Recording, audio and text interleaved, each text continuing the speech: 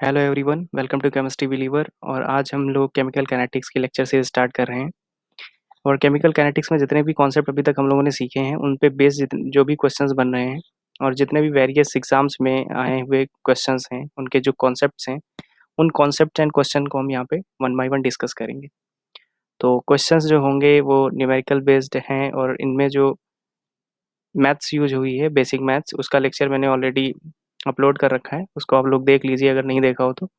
क्योंकि basic maths काफ़ी ज़्यादा यूज़फुल होगी और यूनिट्स का जो है फिजिकल केमिस्ट्री में जो न्यूमेरिकल प्रॉब्लम्स होती है उसमें यूनिट का काफ़ी ज़्यादा यूज़ होता है। तो आप लोग जो है यूनिट्स के को भी अच्छे से पढ़ लीजिए।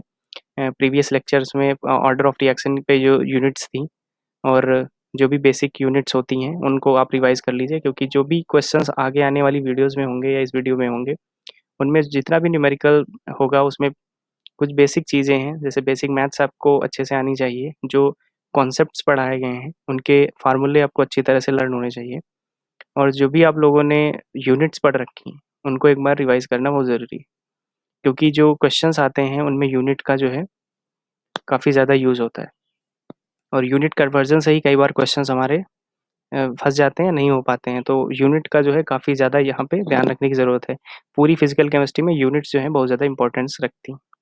तो यहाँ पे आज के लेक्चर में मैंने उन क्वेश्चंस को सिलेक्ट किया है जहाँ से आप लोग न्यूमेरिकल्स नहीं पढ़ रहे होंगे, बल्कि न्यूमेरिकल्स से कॉन्सेप्ट सीख रहे होंगे। ओके, तो यहाँ पे जो भी न्यूमेरिकल्स दिए मैंने सेलेक्ट किए हैं उन उन न्यूमेरिकल से आप लोगों को जो है कुछ कॉन्सेप्ट्स पता चलेंगे। उन कॉन्सेप्ट्स को जो है एज ए कॉन्सेप्ट ही याद रखना है। ओके, ये न्यूमेरिकल्स हैं बट ये कॉन्सेप्ट की तरह है। ओके, तो इन कॉन्सेप्ट्स को एक जगह पे आप लोग नोट कर लेना और इनका यूज़ जो है एडवांस लेवल के क्वेश्चंस में होगा। ठीक है, तो स्टार्ट करते हैं। पहला जो क्वेश्चन है, the progress of the reaction given below, consider the reaction given below.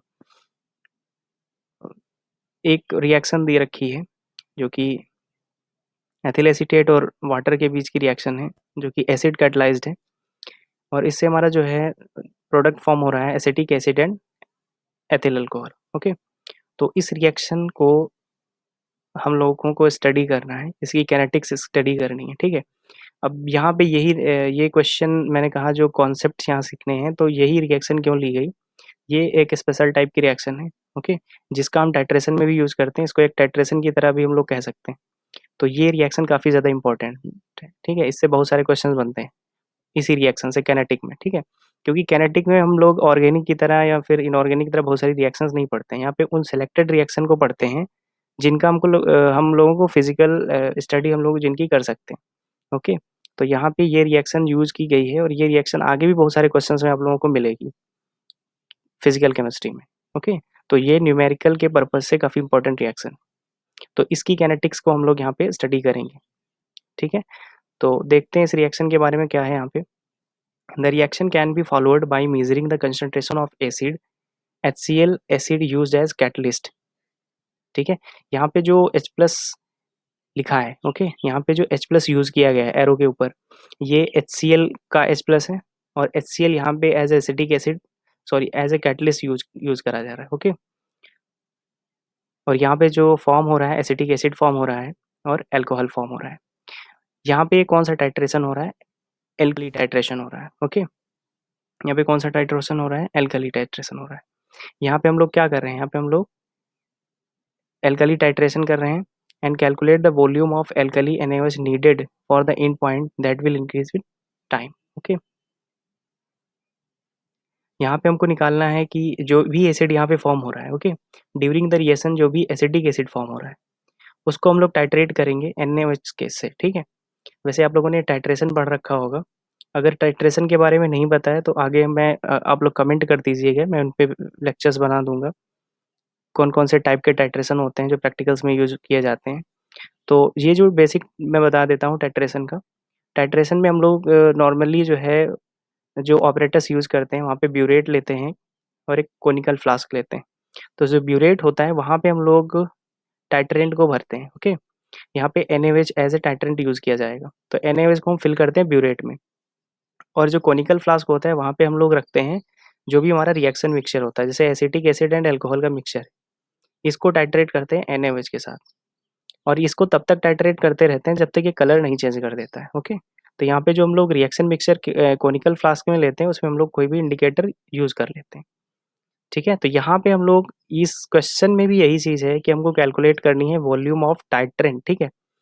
कितना टाइट्रेंट यूज़ करेंगे, कितना NaOH यूज़ करेंगे कि हमारा जो है एंड पॉइंट तक रिएक्शन प्रोसीड हो और हमारा जो एसिटिक एसिड है वो कंप्लीटली न्यूट्रलाइज़ हो जाए, ओके? तो यहाँ पे NaOH को हम एज़ अ टाइट्रेंट यूज़ करेंगे, तो इसका ही इसके वॉल्यूम के बारे में हमको यहाँ पे पढ़ना है, ओके? तो ये रिएक्शन तो बेसिक रिएक्शन है जो कि हमारी कोनिकल फ्लास्क में हो रही होगी, ओके? यहाँ पे हम लोग क्या लेते हैं, कोनिकल फ्लास्क लेते हैं, उस फ्लास्क में एथिल एसीटेट और H2O को मिक्स कर देते हैं और उसमें थोड़ा-सा HCl डाल देते हैं, ठीक है? HCl as a catalyst work करता है और यहाँ पे जो है ये HCl रिमेन रह जाता है लास्ट तक, तो ये कैटलिस्ट का ही काम करता है, ये रिएक्शन में पार्टिसिपेट खुद नहीं करता है। और जो हमारे पास जो प्रोडक्ट बनता है उस कोनिकल फ्लास्क में, वो बनता है एसिटिक एसिड एंड अल्कोहल और इस कोनिकल फ्लास्क में जो कंपाउंड है एसिटिक एसिड, इसको हम लोग टाइट्रेट करते हैं NaOH से। यहाँ पे NaOH से टाइट्रेट किया जा रहा है, इसलिए इसको कहते हैं एल्कली टाइट्रेशन, ओके? तो ये मैंने कुछ बेसिक बता दिया टाइट्रेशन के बारे में, ठीक है? डिटेल से हम लोग किसी नेक्स्ट लेक्चर में पढ़ेंगे। तो अभी देखते हैं इस क्वेश्चन में हमको करना क्या है। तो सबसे पहली चीज़ है कि एथिल एसीटेट को वाटर से रिएक्शन कराएँगे H+ की प्रेज़ेंस में, तो ये एसिटिक एसिड एंड अल्कोहल बना लेगा। तो एट टाइम t 0 पे t is equal to 0 time पे हमारी कंसंट्रेशन क्या थी? CH3COO C2H5 की क्या थी? A थी और H2O की यहाँ पे एक्सेस रहती कंसंट्रेशन, ओके? और यहाँ पे क्या बनना है? अभी तो टाइम t 0 है, ओके? टाइम t 0 अभी टाइम कुछ हुआ नहीं है, इसलिए यहाँ पे क्या होगा? यहाँ पे जो प्रोडक्ट है उसकी कंसंट्रेशन क्या होगी? इंक्रीज़ नहीं होगी, वो 0 ही रहेगी, ओके? एट टाइम t पे अगर टाइम इंक्रीज़ कर रहा है, तो यहाँ पे जो है, जो रिएक्टेंट है वो प्रोडक्ट में कन्वर्ट होने लगेगा, ओके? जैसे-जैसे टाइम बढ़ता जाएगा वो प्रोडक्ट में कन्वर्ट होने लगेगा, उसकी कंसंट्रेशन क्या होने लगेगी? कम होने लगेगी। तो अगर हम सपोज़ कर लें कि X कंसंट्रेशन कम हो गया, हमारा जो रिएक्टेंट का मिक्सचर था, तो यहाँ पे जो प्रोडक्ट है उसकी कंसंट्रेशन क्या हो जाएगी? X and X and I at t is equals to infinite पे, ठीक है? तो इनफाइनाइट टाइम, वैसे तो इनफाइनाइट टाइम नहीं पॉसिबल होता है, बट अगर हम यहाँ पे देखें इनफाइनाइट टाइम लिखा क्यों जाता है रिएक्शंस के लिए? तो ये इसलिए होता है कि जो भी रिएक्शन होती हैं, ठीक है? उन रिएक्शन को कंप्लीट होने में कुछ टाइम लगता है। तो हम लोग जैसे उनको 5 सेकंड, 10 सेकंड का टाइम दे देते हैं, तो वहाँ पे t is equal to 5 second, 10 second या 2 मिनट, 3 मिनट लिख लेते हैं। लेकिन जब रिएक्शन तब भी कंप्लीट नहीं होती, तो उसको कुछ टाइम के लिए, ज़्यादा टाइम के लिए उसको रख देते हैं। जैसे वो 1 डे, 2 डेज़ या 3 डेज़, कई बार 1-1 हफ्ते तक रखी रहती हैं, ठीक है? तो वहाँ पे जो है इसको जब काफ़ी टाइम तक उसको रख देते हैं, ठीक है? उसकी हाफ लाइफ़ को हमको ऑलरेडी हर रिएक्शन की पता रहती है, तो उससे हम मेज़र करके उसको एक लंबे समय तक रख देते हैं, ठीक? तो वहाँ पे हमको ये पता चलता है कि टाइम उसको वहाँ पे कहते हैं इनफाइनाइट, ओके? वो टाइम एक्चुअली कैलकुलेटेड होता है, ठीक है? जैसे 2 वीक्स है तो वो कैलकुलेटेड है 2 वीक्स, बट यहाँ पे t is equal to infinite ही यूज़ करते हैं, ओके? वहाँ पे 2 वीक्स या उसको आवर्स में या सेकंड में कन्वर्ट नहीं करते हैं, ठीक है? तो जहाँ पे हमारी रिएक्शन कंप्लीट हो जाती है, जहाँ पे हमारा रिएक्टेंट का जो कंसंट्रेशन है वो कंप्लीटली 0 हो जाता है, वहाँ पे हम लोग क्या करते हैं, वहाँ पे t is equals to infinite time को कहते हैं t is equals to infinite, okay? तो ये एक्चुअल में इनफाइनाइट नहीं होता है, जैसे यहाँ पे t एक्चुअल में कभी 0 नहीं होता है, ठीक है? बट जब टाइम स्टार्ट नहीं होता है उसको 0 लेते हैं, ओके? तो यहाँ पे t is equals to infinite पे जो है वो हमारा रिएक्टेंट कंप्लीटली क्या हो जाएगा, कन्वर्ट हो जाएगा इन प्रोडक्ट में। तो कंप्लीटली कन्वर्ट होने की वजह से जो रिएक्टेंट का कंसंट्रेशन है वो 0 हो जाएगा और जो प्रोडक्ट का कंसंट्रेशन है वो इंक्रीज़ करके A हो जाएगा, ठीक है? तो कंसंट्रेशन हमारा क्या हो रहा है, टाइम के साथ इंक्रीज़ करता जा रहा है प्रोडक्ट का, ओके? तो यहाँ देखते हैं, if V naught, Vt and V infinite are the volumes of NaOH, solution needed, ठीक है? हमने ये एक्चुअल में जो रिएक्शन हो रही है, ये रिएक्शन हो रही है हमारी कहाँ पे? ये वाली रिएक्शन हो रही है हम लोगों की कोनिकल फ्लास्क में, ठीक है? तो ब्यूरेट को ब्यूरेट स्टैंड पे हम लोग लगा रखते हैं, ठीक है? ब्यूरेट को ब्यूरेट स्टैंड पे लगा रखते हैं, नीचे क्या लगाते हैं, कोनिकल फ्लास्क। उस कोनिकल फ्लास्क में दोनों मिक्सर डाल देते हैं, ठीक है? और ये डिफरेंट डिफरेंट टाइम पे इसका कंसंट्रेशन चेंज होता रहता है। अब हम क्या करते हैं, ब्यूरेट में फिल कर लेते हैं NaOH, ठीक है? और यहाँ पे कोनिकल फ्लास्क में हमारा क्या हो रहा है, टाइम इनफाइनाइट पे CH3COOH बन चुका है वहाँ पे, ठीक है? अब ये एसिड है, एसिटिक एसिड है, तो ये एक एसिड है और हमको हमारे पास यहाँ पे क्या है, बेस है। बेस से एसिड को क्या करते हैं, टाइट्रेट करते हैं, ठीक है? तो बेस से एसिड को टाइट्रेट करने के लिए बेस को क्या करते हैं, ब्यूरेट में लेते हैं और कोनिकल फ्लास्क में हमारा क्या होता है, एसिटिक एसिड होता है। तो V0 टाइम पे जब हम टाइट्रेशन कर रहे होते हैं, ठीक है, जैसे V0 कहाँ पे होगा, V0 कब होगा, जब हमने क्या किया होगा, 0 टाइम पे जब हमने मिक्स किया होगा, ठीक है, ठीक है। यहाँ पे हम लोग क्या करते हैं, जैसे ही एथिल एसीटेट को वाटर में मिक्स करते हैं कोनिकल फ्लास्क में, ठीक है, टाइम T0 पे तुरंत हम क्या करते हैं, टाइट्रेट करते हैं NaOH से, ठीक है। और जैसे ही टाइट्रेट करते हैं NaOH से, फिर वहाँ पे जो टाइट्रेट एंड पॉइंट आता है उसका, उसको देखते हैं, ठीक है। तो वो होता है V0, जितना भी वॉल्यूम उसमें लगा हो NaOH का, वो होता है V0, ठीक है। एट टाइम टी पे जितना भी हमका हमारा जो NaOH का वॉल्यूम लगा हो होता है VT, and in time infinite पे जितना भी हमारा वॉल्यूम लगा होता है NaOH का, उसे कहते हैं V इनफाइनाइट, ओके। तो यहाँ पे ये क्या होता है, वॉल्यूम होता है NaOH का, needed for the end point of titration of the reaction mixture at zero time, t time, at infinite time. That is, after the completion of the reaction, the condition being achieved by heating the reaction mixture for the some time. Okay. Then V infinite is directly proportional to acid catalyze. ठीक है, यहाँ पे heating the reaction mixture for the some time जो लिखा है, इसका मतलब है कि अगर हम रिएक्शन को जैसे काफ़ी टाइम के लिए नहीं रखना चाहते हैं, ठीक है, तो कि जैसा कि प्रीवियस लेक्चर में हम लोगों ने पढ़ा था, effect of temperature on rate of reaction, Arrhenius equation, तो वहाँ से हम लोगों ने क्या सीखा था कि कोई भी रिएक्शन होती है उसको हम लोग क्या कर सकते हैं, उसका रेट ऑफ रिएक्शन इंक्रीज कर सकते हैं बाय इंक्रीजिंग टेम्परेचर। तो यहाँ पे भी क्या कर सकते हैं हम उसका, जैसे हमको 1 डे के लिए रखनी है कोई रिएक्शन, तब वो जाके कंप्लीट होगी, तो हम उसको 1 डे नहीं रखना चाहते हैं, तो उसको क्या करेंगे, हीट करेंगे, ओके। क्योंकि हीट करने से रेट ऑफ रिएक्शन इंक्रीज करेगा और रिएक्शन हमारी क्या हो जाएगी, जल्दी हो जाएगी। तो यहाँ पे हीट जो है कर देते हैं कई बार रिएक्शंस को फास्ट कराने के लिए, कंप्लीट करने के लिए, उस चीज़ को यहाँ पे लिखा गया है। अब देखते हैं यहाँ पे जो वी नॉट था, वी नॉट क्या था, टाइम T0 पे जो भी NaOH यूज हुआ था टाइट्रेशन में, ठीक है। एंड VT क्या था, टाइम T पे जो भी वॉल्यूम यूज हुआ था NaOH का। एंड V इनफाइनाइट जो है वो वॉल्यूम ऑफ NaOH है एट T इनफाइनाइट पे। तो जो V0 है वो किस पे डिपेंड कर रहा है, एसिड कैटलिस्ट पे, ठीक है। ये एसिड कैटलिस्ट पे क्यों डिपेंड कर रहा है, देखो, वी नॉट एसिड कैटलिस्ट पे क्यों डिपेंड कर रहा है, क्योंकि जब हमारी रिएक्शन यहाँ पे प्रोसीड हो रही थी, ठीक है, ध्यान से समझना इस चीज़ को क्योंकि ये काफ़ी ज़्यादा कॉन्सेप्चुअल है। यहाँ पे जब टाइम T0 था, ओके, यहाँ पे टाइम T0 था, तो हमारे पास क्या था यहाँ पे सिर्फ था रिएक्टेंट, ओके, यहाँ पे सिर्फ रिएक्टेंट था, यहाँ पे प्रोडक्ट 0 था। तो जब यहाँ पे कोई एसिड होगा नहीं, यहाँ पे जब कोई एसिड है नहीं, ठीक है, 0 है, मतलब यहाँ पे ना तो एसिटिक एसिड ना अल्कोहल है, तो हमारा जो टाइट्रेंट है, जो NaOH है, उसको यूज कर रहे हैं टाइट्रेशन के लिए, तो किसको किससे रिएक्शन करेगा, ठीक है, क्योंकि NaOH को चाहिए एसिड, क्योंकि ये बेस है, इसको चाहिए एसिड। तो हमारे यहाँ पे कैटलिस्ट जो है वो तो हमारा क्या होता है, एसिडिक कैरेक्टर का होता है, ठीक है। यहाँ पे HCl जो है वो क्या है, एसिड है। तो ये यहाँ पे पूरी तरह पे टाइम T0 पे क्या करेगा, HCl जो है डिपेंड करेगा उसकी वॉल्यूम पे, ठीक है। जितना ज़्यादा HCl लेंगे उतना ज़्यादा वॉल्यूम लगेगा NaOH का टाइम T0 पे, ओके। एंड टाइम टी पे जो एसिड कैटलिस्ट है उसके साथ साथ हमारा एक्स, ठीक है, एक्स क्या है, एक्स है concentration at time t, product की कंसंट्रेशन एट टाइम टी पे, ठीक है।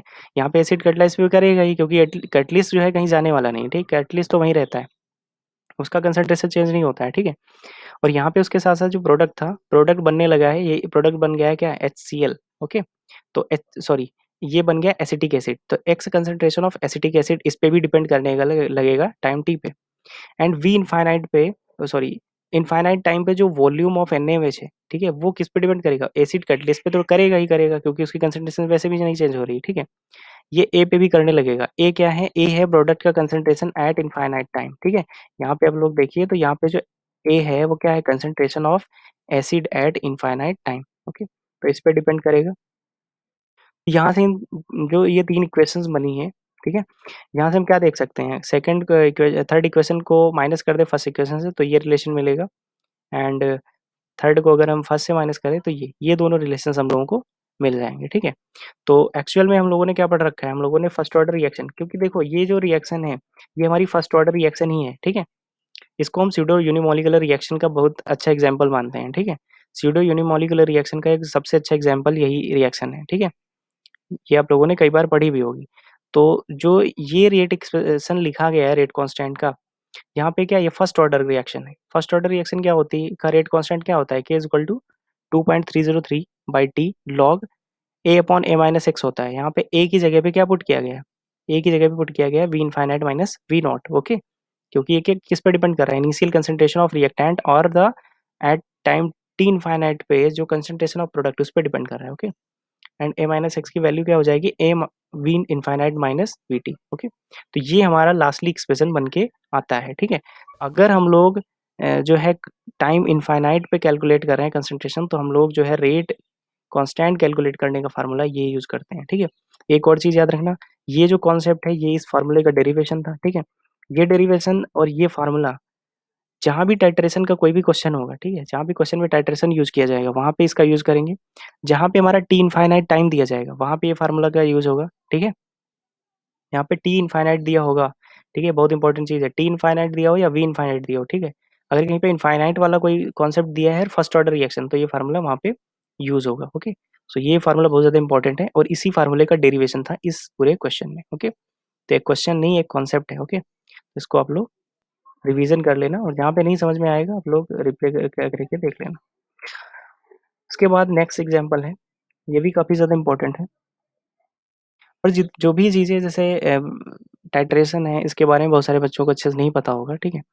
तो इसके बारे में मैं अभी केमिस्ट्री पे अपने चैनल पे जो है काफ़ी ज़्यादा वीडियोस प्रैक्टिकल की अपलोड करने वाला हूँ, ठीक है। क्योंकि बहुत सारे बच्चों को एक्सपेरिमेंट में प्रॉब्लम होती है, ठीक है। क्योंकि कॉलेज में रेगुलर एक्सपेरिमेंट कराए नहीं जाते हैं, तो बच्चों को जो है इतना नहीं पता होता इन चीज़ों के बारे में। तो एग्जाम्पल नंबर 44 इसको देखते हैं। ये हमारी कंप्लीट लेक्चर सीरीज का 44th एग्जाम्पल है, ओके। अभी इसके बाद जो सीरीज चल रही है इसमें नए एग्जाम्पल शुरू होंगे, ठीक है। तो ये अभी कॉन्सेप्ट के साथ है इसलिए इसको इसी में रखा है। तो हमारे पास यहाँ क्या है, H2O2, ठीक है। H2O2 क्या होता है, हाइड्रोजन परऑक्साइड। हाइड्रोजन परऑक्साइड क्या हो रहा है, डिकम्पोज हो रहा है H2O और ऑक्सीजन में। तो टाइम टी जीरो पे क्या था, H2O2 का कंसंट्रेशन ये था। तो टाइम हुआ नहीं है तो H2O और O2 बनेगा नहीं, ठीक है। जब टाइम टी हो, कुछ टाइम हो चुका है, ठीक है, तो A माइनस एक्स हो जाएगा, कंसंट्रेशन कुछ कम हो जाएगा, रिएक्टेंट का प्रोडक्ट का इंक्रीज कर जाएगा, ठीक है। कई बार स्टूडेंट्स के मन में एक क्वेश्चन आता है कि यहाँ पे एक्स हो गया, यहाँ पे भी एक्स हो गया, ठीक है, कैसे, ठीक है। तो ये आप लोग यहाँ पे एक्चुअल क्या होता है, जब हमारे पास कंसंट्रेशन होता है कोई भी रिएक्टेंट का, ठीक है, वो डिक्रीज करता है जितना भी, ठीक है। जैसे यहाँ पे रहा हो 5 मोल पर लीटर, ओके, यहाँ पे कंसंट्रेशन क्या रहा हो 5 मोल पर लीटर। अगर वो 2 मोल पर लीटर डिक्रीज हुआ है, ठीक है, तो वो 2 मोल पर लीटर हमारा H2O भी बनेगा और 2 ही मोल पर लीटर हमारा O2 भी बनेगा, ओके। तो सेम कंसंट्रेशन बनता है। सो यहाँ पे जो है H2O2 वो क्या कर रहा है, वो क्या करता है, यहाँ पे देखना, ये क्वेश्चन नहीं है, एक एग्जाम्पल कह सकते हो और ये पूरा एग्जाम्पल का कॉन्सेप्ट है, ओके। तो यहाँ पे H2O2 act as reducing agent, ठीक है। H2O2 जो होता है एक टाइप का रिड्यूसिंग एजेंट होता है टुवर्ड्स KMnO4, ठीक है। पोटेशियम परमैंगनेट के साथ जब इसको यूज करते हैं तो एज ए रिड्यूसिंग एजेंट ये वर्क करता है। So concentration of H2O2 at a various time interval may be determined by the titration of the reaction mixture against the standard KMnO4 solution, okay। इसमें क्या करते हैं, इसमें KMnO4 को use करते हैं एज ए टाइट्रेंट, ठीक है। और जो रिएक्शन मिक्सचर हमारा है वो क्या है, H2O2 sorry H2O and O2, okay। The titrate value will go on decreasing with time if V naught and VT with the titer values। Titer values इनको कहते हैं, ठीक है। टाइटर वैल्यूज क्या होती हैं, जो भी टाइटरेंट का जो भी टाइटरेंट जितना भी लगता है, ठीक है, टाइटरेशन में, जैसे NaOH जितना भी लग रहा था हमारा CH3COOH को न्यूट्रलाइज करने में, ठीक है, उत, उस वैल्यू को कहते हैं, उस वॉल्यूम को, उस NaOH का वो वॉल्यूम जो होता है वो होता है टाइटर वैल्यू, ठीक है। तो ये अब जो लोग जो है समझते रहना एक एक पॉइंट को, ये काफ़ी ज़्यादा इंपॉर्टेंट है, उनका यूज़ जब होता है क्वेश्चन में तो वो डिफिकल्ट लगने लगता है, ठीक है। तो जो जो जहाँ पे जो भी पॉइंट्स होंगे उनको मैं बता दूंगा, ठीक, तो उनको आप लोग जो है समझ लेना। V naught and VT be the titer value at the zero time at time t, then V naught is directly proportional to A and VT is directly proportional to A minus X, okay. यहाँ पे क्या हो रहा है actual में, जो हमारा reaction mixture है, ठीक है, यहाँ पे सॉरी रिएक्शन मिक्सचर नहीं, जो H2O2 है, ठीक है, H2O2 को हमने फ्लास्क में लिया है, ठीक है, और जो H2O2 हो रहा है वो क्या हो रहा है, डिकम्पोज हो जाता है, ठीक है। तो सेल्फली डिकम्पोज हो जाता है, उसको हम किसी से रिएक्शन नहीं करा रहे हैं, वो डिकम्पोज होकर H2O2 sorry H2O and oxygen में कन्वर्ट हो जाएगा, ठीक है। तो जो H2O2 है फ्लास्क में जैसे लेंगे तो टाइम t0 पे तो कन्वर्ट नहीं होगा, लेकिन जैसे जैसे टाइम बीतेगा वो कन्वर्ट होने लगेगा, ठीक है। तो हमारा जो टाइट्रेशन हो रहा है वो किसके किसके बीच में हो रहा है, वो पोटेशियम परमैंगनेट और हाइड्रोजन पेरोक्साइड के बीच में हो रहा है, ठीक है। तो यहाँ पे जो इनिशियल कंसंट्रेशन पे डिपेंड करेगा, क्योंकि हमारा जो टाइट्रेशन है वो KMnO4 H2O2 के बीच में हो रहा है। तो जो KMnO4 का जो वॉल्यूम है, ठीक है, इसका टाइटर वैल्यू जो बोलते हैं, वॉल्यूम एट टाइम t0 पे जो है वो डायरेक्टिव पहले किसके होगा, ए पे होगा, ठीक है। धीरे धीरे कंसंट्रेशन इसका कम हो जाएगा, लेकिन करेगा वो अभी डिपेंड किस पे, H2O2 पे। तो जो टाइम टी पे इस पे करेगा और टाइम ए पे, सॉरी 0 पे ए पे करेगा, ओके। तो यहाँ पे फिर से वही फर्स्ट ऑर्डर रिएक्शन यूज करेंगे, ठीक है। ये तो फर्स्ट ऑर्डर रिएक्शन का एग्जांपल है। और यहाँ पे भी हम लोग क्या लगाते हैं, A/A-X, तो यहाँ पे ए की जगह पे वी नॉट रखेंगे, A-X की जगह वीटी रखेंगे, ओके। ये हमारा नेक्स्ट एक्सप्रेशन बनता है। अब इस वाले एक्सप्रेशन और पिछले वाले एक्सप्रेशन में क्या फर्क है, यहाँ पे देखो डिकम्पोजिशन हो रहा है, ओके। तो जैसे भी अगर कहीं भी कोई रिएक्शन ऐसी आएगी जो फर्स्ट ऑर्डर होगी और डिकम्पोजिशन हो रहा होगा, उन सारे क्वेश्चंस में ये वाला फॉर्मूला यूज होगा, ओके। जहाँ पे टी इनफाइनाइट की बात नहीं की जाएगी वहां पे भी ये फार्मूला यूज होगा, अगर वहां पे क्या है, कंसंट्रेशन में चेंज तो होगा ही, उसके साथ साथ अगर टाइट्रेशन दिया है, ठीक है। अगर टाइट्रेशन दिया है तो वहां पे हम लोग इसका यूज करेंगे, ठीक है। टाइट्रेशन की बात की गई है और वहां पे इनफाइनाइट टाइम नहीं दिया है तो इसका यूज करेंगे। अगर इनफाइनाइट टाइम की बात की गई तो इसके प्रीवियस वाले फार्मूले का यूज करेंगे, ओके। सो ये भी कॉन्सेप्चुअल क्वेश्चन है, यही डेरिवेशन था इसका भी, okay. k is equal to 2.303 by t log V naught by V t. Next question है, ये भी काफी इंपॉर्टेंट। तो ये जो दो प्रीवियस क्वेश्चंस थे ये पूरी तरह से एक्सपेरिमेंटल बेस्ड थे, ठीक है। एक्सपेरिमेंट के क्वेश्चंस माने जाते हैं और यहाँ पे टेटरेशन का जो है कॉन्सेप्ट लगा था, ठीक है। और अब जो कॉन्सेप्ट हम स्टार्ट करने जा रहे हैं वो किसका है, वो भी हमारा एक्सपेरिमेंटल बेस्ड है। और यहाँ पे हम लोग शुगर जो होता है, सुक्रोज जो होता है, उसके बारे में हम लोग पढ़ेंगे, ठीक है। तो सुक्रोज एक्चुअल में इसकी भी अपनी कुछ यूनिक प्रॉपर्टीज होती हैं, इसकी वजह से इसको जो कैनेटिक्स में अलग से डिस्कस पढ़ा जाता है, ठीक है। इसका कॉन्सेप्ट अलग से पढ़ा जाता है। सो देखते हैं इसमें क्या है। The reaction mentioned below is first order, okay. जो रिएक्शन है वो सुक्रोज और वाटर की, वो क्या है, फर्स्ट ऑर्डर रिएक्शन, ठीक। ये भी क्या है, एक टाइप की स्यूडो फर्स्ट ऑर्डर रिएक्शन है, ठीक है। क्योंकि यहाँ पे जो सुक्रोज के साथ साथ वाटर भी यूज किया गया, ठीक। बट ये सेकंड ऑर्डर नहीं है, फर्स्ट ऑर्डर रिएक्शन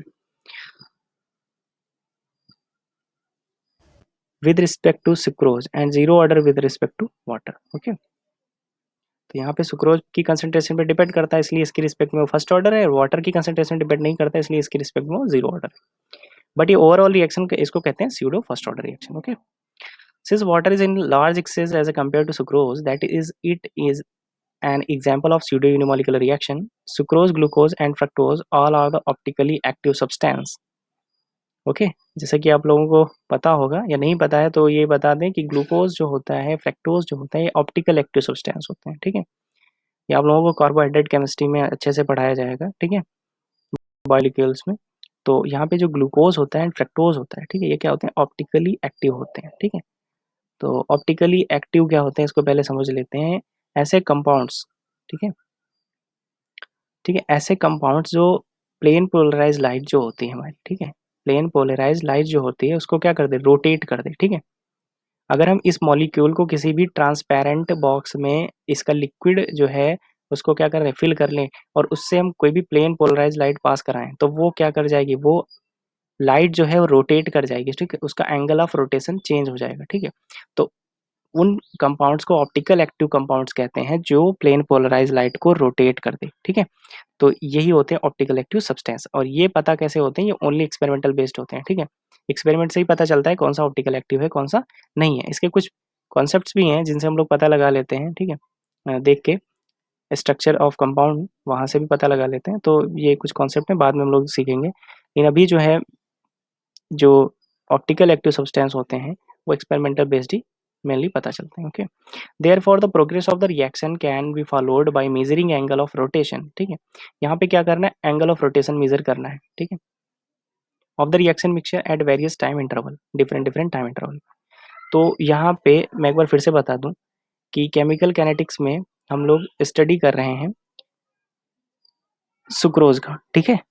सुक्रोज कब स्टडी कर रहे हैं? सुक्रोज जो होती है वो ऑप्टिकल एक्टिव सब्सटेंस होती है, स्पेशलिटी है उसकी, इसलिए इसको स्टडी कर रहे हैं इसमें। और सुक्रोज जो है ऑप्टिकल एक्टिव होती है, ये क्या करती है, एंगल ऑफ रोटेशन चेंज करती रहती है टाइम के साथ, ठीक है। इसको हम लोग जिस मशीन में इसका जो वो करते हैं, स्टडी करते हैं, ठीक है, इसके एंगल ऑफ रोटेशन को, उसको कहते हैं पोलैरीमीटर। ओके, तो आप लोग इस चीज़ को नोट कर लीजिए कि जो भी हम लोग एक्सपेरिमेंटल ऑपरेटर्स यूज करते हैं इसमें, उसको कहते हैं पोलैरीमीटर, ठीक है। तो पोलैरीमीटर में एक हमारे पास जो होती है वो ट्रांसपेरेंट रॉड होती है, उसमें हम लोग इसका सॉल्यूशन फिल कर लेते हैं, उसका एक डिफिनिट कंसंट्रेशन का सॉल्यूशन फिल करते हैं, और उसके बाद में हम उसको उसमें फिट करके उसको प्लेन पोलर लाइट से पास करवा के उसके एंगल ऑफ रोटेशन को मेजर करते हैं डिफरेंट डिफरेंट टाइम इंटरवल पे। ओके, तो यहाँ पे उसी चीज़ को मेजर करना है, ठीक है। तो ये हमारा एक्सपेरिमेंटल बेस्ड है, इसको कहते हैं इन्वर्जन ऑफ केन शुगर, ठीक है। इन्वर्जन ऑफ केन शुगर मतलब उसका जो है एंगल चेंज होता रहता है। अब यहाँ पे देखना है, सुक्रोज को वाटर से रिएक्शन कराते हैं तो ग्लूकोज फ्रक्टोज में कन्वर्ट हो जाता है, ठीक है। तो जब हमने क्या किया इनिशियली टाइम टी जीरो पे, ठीक है, यहाँ पे इनिशियली का मतलब टाइम टी जीरो पे जब हमारे पास सुक्रोज था, ठीक है, सुक्रोज वाटर में मिला दिया, तो टाइम टी पे हमारा जो सुक्रोज है उसका कंसंट्रेशन क्या है, टाइम जीरो पे जो सुक्रोज का कंसंट्रेशन वो ओ है, ए है, और जो अभी तक प्रोडक्ट कोई नहीं बना है, ठीक, टाइम टी पे इसका कंसंट्रेशन एक्स कम होगा, प्रोडक्ट हमारा एक्स और एक्स में आएगा कंसंट्रेशन में, और इनफाइनाइट टाइम पे हमारा जो रिएक्टेंट है वो कम्प्लीटली कन्वर्ट हो जाएगा प्रोडक्ट ए और ए में। ओके, तो ये चीज़ जो है, ये चीज़ आप लोग पहले भी देख चुके हैं, इसलिए इस चीज़ को जो है लोग समझ सकते हैं पीछे से। यहाँ पे हमको देखना है angle of optical rotation is measured by mean of an instrument is called polarimeter. Okay, यहाँ पे बताया गया है optical rotation is mathematically expressed as, यहाँ पे ऑप्टिकल रोटेशन का ये फार्मूला है, ठीक है। रोटेशन जो है ऑब्जर्वेशन में जो मिलता है क्या होता है, L into C into alpha D T. Okay, तो यहाँ पे जो लेंथ होता है एल जो है वो लेंथ होता है, लेंथ ऑफ पोलैरीमीटर ट्यूब, ठीक है। लेंथ क्या, लेंथ ऑफ पोलैरीमीटर ट्यूब होता है, ठीक है। जो भी ट्यूब होती है वो उसकी लेंथ लेते हैं, वो 10 डेसीमीटर के तकरीबन में होती है, और जो सी है वो कंसंट्रेशन ऑफ टेस्ट सॉल्यूशन, जो भी हम सुक्रोज का या शुगर का सॉल्यूशन बनाते हैं उसका डेफिनिट कंसंट्रेशन का सॉल्यूशन बना के उसमें फिल करते हैं, तो हम लोगों को उसका कंसंट्रेशन भी पता रहता है। और यहाँ पे स्पेसिफिक रोटेशन, ठीक है, स्पेसिफिक रोटेशन भी हम लोगों को एक्चुअल में पहले से पता रहती है, ठीक है, कि शुगर का जो होता है लगभग 65.5 डिग्री होता है इसका जो स्पेसिफिक रोटेशन है। तो वैसे ही हमको डेटा जो होता है पहले से पता रहता है, कि जो स्पेसिफिक रोटेशन है उसका डेटा हम लोगों को ऑलरेडी पता रहता है, ठीक है। हमको एंगल ऑफ रोटेशन निकालना होता है आर, ठीक है, तो उसको इस फार्मूले से हम कैलकुलेट करते हैं। For a given sample and polarimeter l and alpha D t are constant, r o b जो ऑब्जर्वेशन में हमारा जो एंगल ऑफ रोटेशन होता है वो डायरेक्टली मतलब किस पे होता है, कंसंट्रेशन पे, ठीक है। तो कंसंट्रेशन डायरेक्टली मतलब होता है यहाँ पे रेट कांस्टेंट के, ठीक है, यहाँ पे के इज कांस्टेंट। ओके, ये कांस्टेंट है, जरूरी नहीं रेट कांस्टेंट नहीं है, ये कांस्टेंट है। ओके, के इज कांस्टेंट, क्योंकि डायरेक्टिव हटाते हैं तो वहाँ पे कांस्टेंट यूज करते हैं। If r naught r t and r infinite be the observed angle of rotation of the sample at zero time, time t and infinite respectively, and k1 k2 and k3 be the proportionate in terms of sucrose glucose and fructose respectively, then, ठीक है। अगर ये angle of rotation जो है time T zero पे, T पे and infinite पे हैं, और जो k1 k2 k3 जो है ये क्या है, प्रोपोर्शनेट कांस्टेंट हैं for sucrose glucose and fructose respectively, तो इनका जो एक्सप्रेशन आता है वो क्या आता है, आर नॉट जो होता है वो ए पे डिपेंड कर रहा होता है, आर टी जो होता है इसको आप लोग एग्जाम्पल फर्स्ट से समझ सकते हैं, ठीक है, कैसे ये डिपेंड किस पे कर रहा है, ठीक है। तो जीरो पे हमारे पास सिर्फ रिएक्टेंट का कंसंट्रेशन रहता है, प्रोडक्ट बना नहीं इसलिए इस पर डिपेंड ही नहीं करेगा। यहाँ पे प्रोडक्ट बन गया है एक्स एक्स कंसंट्रेशन के साथ, इसलिए जो रिएक्टेंट का कंसंट्रेशन है एज वेल एज प्रोडक्ट की कंसंट्रेशन सब पे डिपेंड करेगा। और लास्टली क्या होता है टाइम टी इनफाइनाइट पे हमारा जो रिएक्टेंट का कंसंट्रेशन है वो यहाँ पे जीरो, सॉरी हाँ, रिएक्टेंट का जीरो हो जाता है कंसंट्रेशन, इसलिए के वन को नहीं लिया गया है, और जो प्रोडक्ट्स थे के टू एंड के थ्री के साथ उनका कंसंट्रेशन ए हो जाता है, ठीक है। तो यहाँ पे इसको लिख लेंगे, from these equations it can be shown that, ठीक है। इन इक्वेशन को अगर हम सॉल्व करेंगे, ठीक है, यहाँ पे सॉल्व नहीं किया गया लेकिन आप लोग इसको सॉल्व कर सकते हैं इजीली।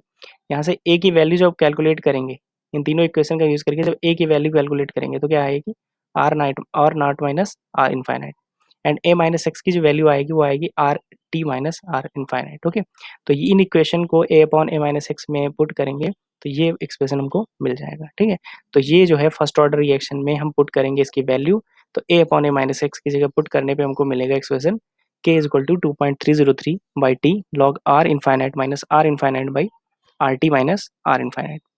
ओके, तो ये जो है हमारा रेट एक्सप्रेशन है for the inversion of sugar. Okay, तो शुगर जहाँ पे भी ऑप्टिकल, अब यहाँ ये क्वेश्चन फार्मूला कहाँ पे यूज होगा, ये फार्मूला वहाँ पे यूज होगा जहाँ पे ऑप्टिकल रोटेशन की बात की जाएगी। ओके, जहाँ पे किसी भी ऑप्टिकल एक्टिव सब्सटेंस की बात की जाएगी, उसकी कैनेटिक्स की बात करेगा। ठीक, तो वहाँ पे इस फार्मूले का यूज होगा। ओके, वहाँ पे आप लोगों को बहुत सारे डिटेल्स दिए रहेंगे, उसके बेसिस पे आप लोगों को जो क्वेश्चन हैं वो करने होंगे। ठीक है, तो आज हम लोगों ने 3 फार्मूले पढ़े। ठीक है, और तीनों फार्मूले जो हैं ये कॉन्सेप्ट्स हैं और इनका जो बहुत ज़्यादा यूज़ है। ठीक है, ये एडवांस टाइप के क्वेश्चन इनसे बनते हैं। ठीक है, जो हमारे नॉर्मल छोटे क्वेश्चंस होते हैं वो तो हमारे सिंपल फार्मूले से डायरेक्टली बन जाते हैं, बट ये कॉन्सेप्चुअल क्वेश्चंस हैं, यहाँ पे हमको बहुत सारी चीज़ें पहले से पता होनी चाहिए।